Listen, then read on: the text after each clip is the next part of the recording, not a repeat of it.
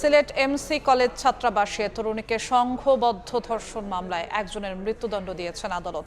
3 জনের যাবজ্জীবন কারাদণ্ড ও 4 জনকে খালাস দেওয়া হয়েছে। এই মুহূর্তে সিলেট দ্রুত বিচার ট্রাইব্যুনালে আছেন রিপোর্টার ইকরামুল কবির। সরাসরি যাচ্ছি তার কাছে। ইকরামুল, সিলেটের এমসি কলেজ ছাত্রাবাসে গণধর্ষণ ও অস্ত্র মামলার রায় কিছু সময় আগে সিলেট বিভাগীয় দ্রুত বিচার ট্রাইব্যুনাল থেকে ঘোষণা করা হয়েছে।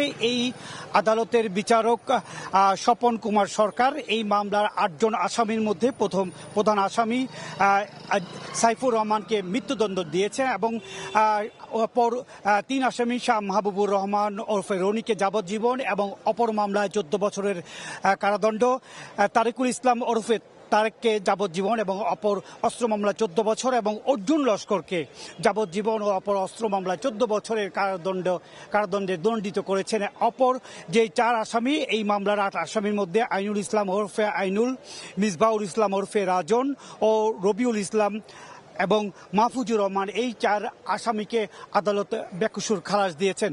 বলে রাখা প্রয়োজন যে 2020 সালের 25 সেপ্টেম্বর রাতে এমসি কলেজের সামনে থেকে এক তরুণীকে অপহরণ করে নিয়ে ছাত্রাবাসে তাকে ধর্ষণ করেন এবং ধর্ষণ করার পরে এই তার স্বামী মামলার বাদী হন এবং বাদী হওয়ার পরে তিনি মামলা দায়ের করেন শাহপরান থানায়। পরবর্তীতে 2021 সালের 3 সেপ্টেম্বর মামলা তদন্ত কর্মকর্তা শাহপরান থানার পরিদর্শক ইন্দোলিন ভট্টাচার্য 8 আসামির বিরুদ্ধে আদালতে চার্জশিট দাখিল করেন। তার দীর্ঘ শুনানির পর, দীর্ঘ বিবাদী শুনানির পর এবং 25 জন সাক্ষীর সাক্ষ্য গ্রহণের পর আজ মামলার ট্রাইব্যুনালের বিচারক তার রায় ঘোষণা করেন। প্রায় 1.5 ঘন্টা ব্যাপী রায়ে তিনি বলেন যে একজন নারী তার সবকিছু হয়তো বলতে পারেন না, কিন্তু আদালত যেটি সমীচীন মনে করেছেন সেই রায়টি তিনি ঘোষণা করেছেন। মোটামুটি এই ছিলেন সিলেট বিভাগীয় দ্রুত বিচার ট্রাইব্যুনালে সিলেট এমসি কলেজের ছাত্রাবাসে যেই গণধর্ষণ হয়েছিল তার যে রায় ঘোষণা করা হয়েছে তার সবশেষ খবর।